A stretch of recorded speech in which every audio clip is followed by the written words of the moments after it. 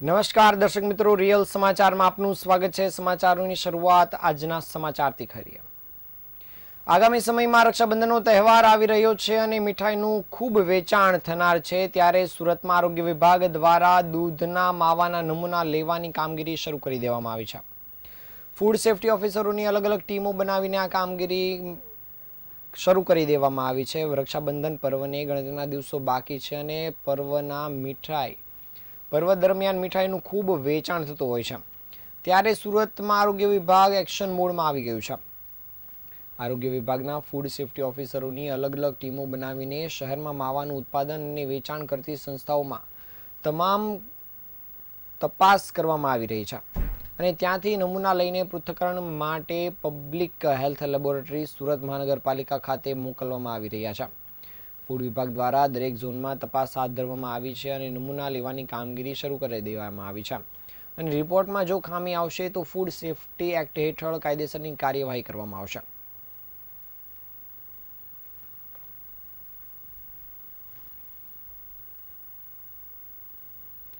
વિશ્વભરમાં અગ્રણી diamond cutting અને પોલિશિંગ સેન્ટર સુરતના હીરા ઉદ્યોગ માટે રશિયાનો મોટો નિર્ણય પડકારરૂપ બની રહ્યો છે। રશિયન રાષ્ટ્રપતિ વ્લાદિમીર પુતિને દેશમાં ડાયમંડ કટિંગ ઉદ્યોગને પ્રોત્સાહન આપવા શાખા અને સ્મોલેન્સ્ક વિસ્તારમાં ડાયમંડ કટિંગ ક્લસ્ટર સ્થાપવાનો આદેશ આપ્યો છે। આ આદેશ 1 માર્ચ 2027થી અમલમાં આવશે અને રશિયાના નિર્ણયથી દેશમાંથી રફ હીરાની નિકાસમાં ઘટાડો થવાની શક્યતા છે। રશિયા હવે માત્ર રફ હીરાના સપ્લાયર તરીકે રહેવાને બદલે દેશમાં જ કટિંગ અને પોલિશિંગની ક્ષમતા વિકસાવવા પોલિશિંગ ડાયમંડના વૈશ્વિક બજારમાં પોતાની હાજરી મજબૂત બનાવવા માંગે છે।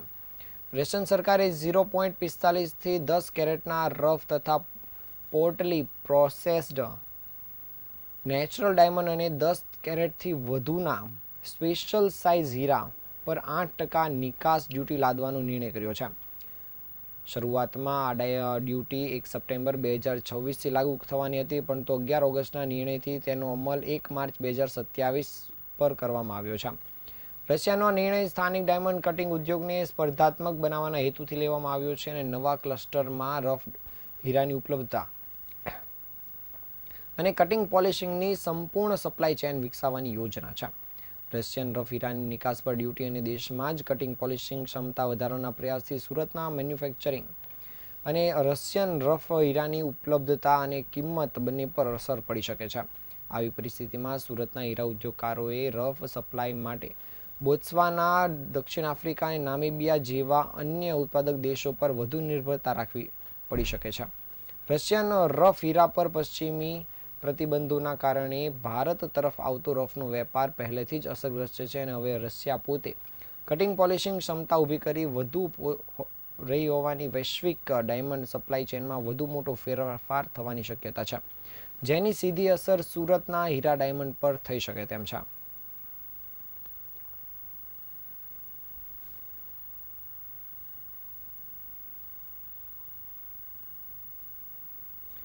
રાજ્યસભા સાંસદ ગોવિંદભાઈ ધોળકિયાની એસઆરકે ડાયમંડ કંપની પાસે 25 લાખની ખંડની માંગવા મામલે કતારગામ પોલીસે કંપનીના જ પૂર્વ કર્મચારીને ઝડપી પાડ્યો છે। આરોપીએ કંપનીની નવી પેઢીની જાનની સલામતીના નામે ખંડણીની માંગણી કરી ધમકી આપી હોવાનું સામે આવ્યું છે। પોલીસના જણાવ્યા મુજબ ગત 19 ઓગસ્ટના રોજ કતારગામ સ્થિત કંપનીની સિક્યુરિટી ઓફિસમાં અજાણ્યા નંબર પરથી ધમકીભર્યો ફોન આવ્યો હતો। ફોન કરનારે પોતાની ઓળખ દિનેશ ભાર્ગવ તરીકે આપી હતી અને કંપનીની નવી પેઢીની સલામતીના નામે 25 લાખની માંગણી કરી હતી। સાથે જ ટાર્ગેટ લોક થઈ જશે પછી કોઈ અર્થ નહીં રહે તેવી ગંભીર ધમકી પણ આપી હતી। આ મામલે કંપનીના સિક્યુરિટી ઓફિસર રણજીતસિંહ જાડેજાની ફરિયાદના આધારે કતારગામ પોલીસે બીએનએસની કલમ હેઠળ ગુનો નોંધી તપાસ શરૂ કરી હતી। દરમિયાન મળેલી બાતમીના આધારે પોલીસે સફળતાપૂર્વક આરોપીને ધરપકડ કરી છે। સિંગણપુરના દેવ રેસિડેન્સીમાંથી વિજય દેસાઈની ધરપકડ કરવામાં આવી છે। 35 વર્ષીય આરોપી એસઆરકે ડાયમંડ કંપનીમાં કર્મચારી તરીકે રહી ચૂક્યો હોવાનું પણ સામે આવ્યું છે। હાલ પોલીસે આરોપીની ધરપકડ કરવાની સાથે આગળની તપાસ કામગીરી શરૂ કરી છે।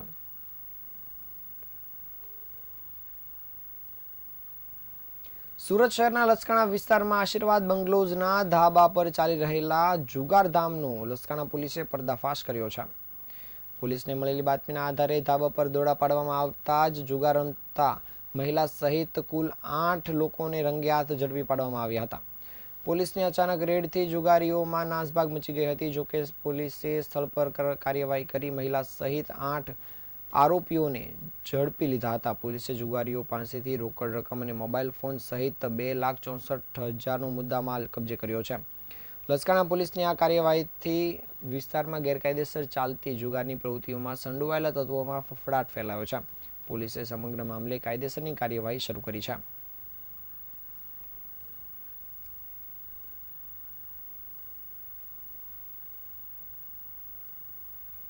ચોક બજાર રાજા ઓવારાની બહાર ગેરકાયદેસર દબાણ હટાવવામાં આવ્યા હતા અને દીપક આફ્રિકાવાલા દ્વારા છેલ્લા 12 વર્ષથી લડત આપવામાં આવી રહી હતી અને આખરે મહાનગરપાલિકા દ્વારા અહીં ડિમોલેશનની કાર્યવાહી કરવામાં આવી છે. સુરત મહાનગરપાલિકાના સેન્ટ્રલ ઝોન વિસ્તારમાં એન્ડ્રુઝ લાઇબ્રેરી પાસે ગેરકાયદેસર દબાણો તેમજ નડતરરૂપ સ્ટ્રક્ચર દૂર કરવામાં આવ્યું હતું. દીપક આફ્રિકાવાલા દ્વારા આ મામલે રજૂઆત કરવામાં આવી હતી અને છેલ્લા 12 વર્ષથી ચોક હેરિટેજ માટે લડત ચલાવવામાં આવી હતી. દરમિયાન આજે મહાનગરપાલિકાની ટીમ દ્વારા ગેરકાયદેસર દબાણો તેમજ નડતરરૂપ સ્ટ્રક્ચર દૂર કરવામાં આવ્યું હતું. અહીં મેટ્રોની કામગીરી પણ ચાલી રહી છે, તેથી ટ્રાફિકની સમસ્યા પણ રહેતી હતી. જ્યારે આ મામલે હાઈકોર્ટમાં ગેરકાયદેસર દબાણ મામલે પિટિશન દાખલ કરવામાં આવી હતી અને હાઈકોર્ટે દબાણ દૂર કરી જગ્યાનો કબજો મનપાને લેવા આદેશ કર્યો હતો. જે બાદ આ કાર્યવાહી કરવામાં આવી હોવાનું પણ સામે આવ્યું છે.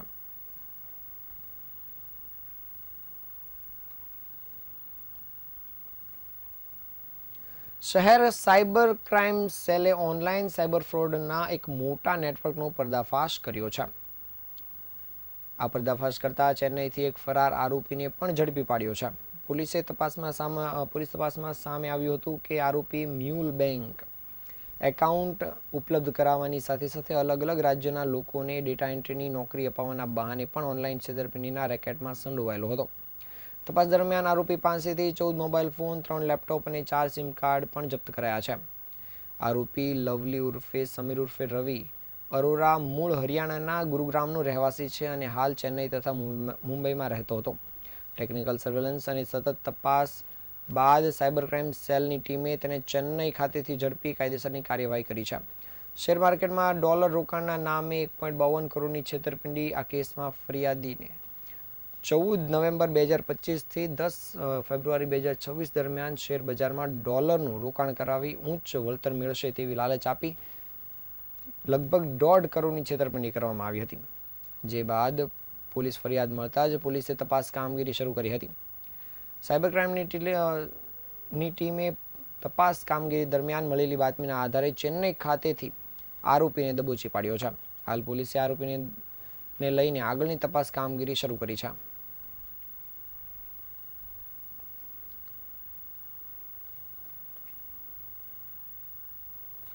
શ્રાવણ મહિનામાં ભગવાન શિવના રુદ્રાભિષેકનું વિશેષ મહત્વ જોવા મળે છે. ત્યારે સુરતના કતારગામ વિસ્તારમાં ધાર્મિક આસ્થા સાથે પર્યાવરણની જાળવણીનો સંદેશ આપતી એક અનોખી પહેલ કરવામાં આવી છે. કતારગામના સિલ્વર સ્ટોન રિવર ખાતે સામૂહિક રુદ્રાભિષેકનું આયોજન કરવામાં આવ્યું હતું. રુદ્રાભિષેક બાદ ભગવાન શિવને અર્પણ કરવામાં આવેલા ફૂલ, બીલીપત્ર, પાણી અને દૂધના દ્રાવણનો યોગ્ય રીતે નિકાલ કરવા માટે કુદરતી પદ્ધતિ અપનાવવામાં આવી હતી. ભગવાન શિવ પર ચડાવવામાં આવેલા ધાર્મિક દ્રવ્યને માટી સાથે ભેળવીને કુંડામાં કુદરતી ખાતર તૈયાર કરવામાં આવ્યું હતું. આ પહેલનો મુખ્ય હેતુ ધાર્મિક દ્રવ્યોને નદી, નાળા કે અન્ય જાહેર સ્થળોએ ફેંકવાને બદલે તેનો પર્યાવરણને અનુકૂળ રીતે ઉપયોગ કરવાનો છે. સામાન્ય રીતે રુદ્રાભિષેક બાદ ફૂલ, બીલીપત્ર સહિતના ધાર્મિક દ્રવ્યોને નદી કિનારે કે અન્ય સ્થળોએ ફેંકી દેવામાં આવે છે, જેના કારણે નદી કિનારા અને આસપાસના વિસ્તારમાં ગંદકી ફેલાતી હોય છે. આ સમસ્યાના ઉકેલ માટે ક્લીનઅપ સુરત ડ્રાઈવ અંતર્ગત કતારગામ વિસ્તારમાંથી ધાર્મિક દ્રવ્યોમાંથી ખાતર બનાવવાની પહેલ કરવામાં આવી છે. ધાર્મિક આસ્થા જાળવી રાખવાની સાથે પર્યાવરણની સ્વચ્છતા અને સંરક્ષણનો સંદેશ આપતી આ પહેલને અનોખી અને પ્રેરણાદાયી માનવામાં આવી રહી છે.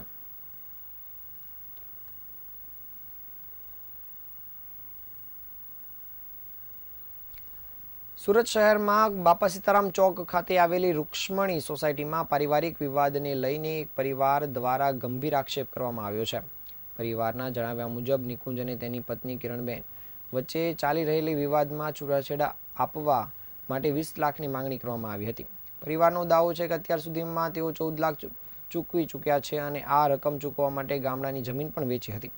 પરિવારના આક્ષેપ મુજબ સોસાયટીમાં પોલીસની હાજરી દરમિયાન નિકુંજની માતા સાથે મારામારી કરવામાં આવી હતી.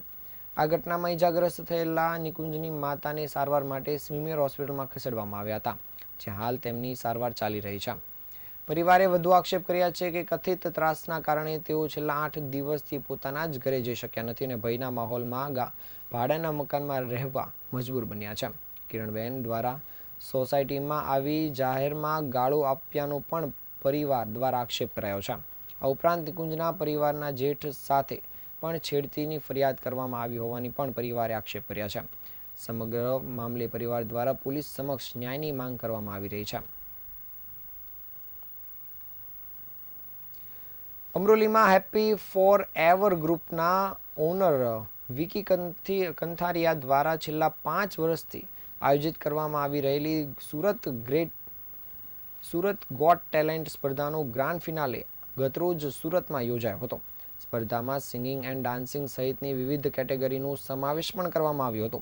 લોકોમાં રહેલી પ્રતિભાને બહાર લાવવા અને ટેલેન્ટેડ કલાકારોને તે પોતાની કળા રજૂ કરવા માટે એક પ્લેટફોર્મ મળી રહે તે હેતુથી આ સ્પર્ધાનું આયોજન કરવામાં આવ્યું હતું. ફાઇનલ રાઉન્ડમાં પસંદ થયેલા કુલ 45 ફાઇનલિસ્ટ સ્પર્ધકોએ શાનદાર પરફોર્મન્સ આપીને દર્શકોનું મનોરંજન કર્યું હતું.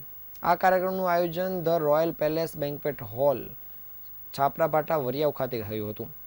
કાર્યક્રમમાં ડુમસના ઉદ્યોગપતિ દીપકભાઈ ઇજારદાર મુખ્ય અતિથિ તરીકે હાજર રહ્યા હતા. ઉપરાંત વોર્ડ નંબર 1ના કોર્પોરેટર વિજયભાઈ ભાટિયા તેમજ વિશાલભાઈ પટેલ પણ ઉપસ્થિત રહ્યા હતા. સિંગિંગ કેટેગરીમાં Kamal Solanki the star voice of Surat તરીકે વિજેતા બન્યા હતા, જ્યારે સિંગિંગમાં હીર રાજપૂતે પ્રથમ રેન્ક અને આદિત્ય રાવલે દ્વિતીય રેન્ક હાંસલ કર્યો હતો. ડાન્સિંગ કેટેગરીમાં ધ સ્ટાર ડાન્સ ઓફ સુરતનું કિતાબ feel the best dance academy dance ગ્રુપે પોતાના નામે કર્યો હતો. 5 વર્ષથી સતત યોજાતી આ સ્પર્ધા દ્વારા સુરતના અનેક ટેલેન્ટેડ કલાકારોને પોતાની પ્રતિભા રજૂ કરવા માટે એક મંચ મળી રહ્યો છે.